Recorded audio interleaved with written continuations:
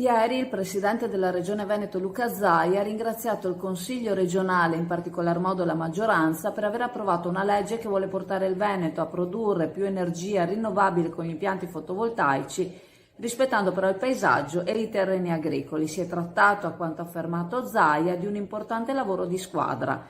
È stata approvata una norma di buon senso, ha concluso Zaia, per dare delle regole equilibrate ad uno sviluppo che rischiava di creare evidenti problemi al territorio della nostra bellissima regione.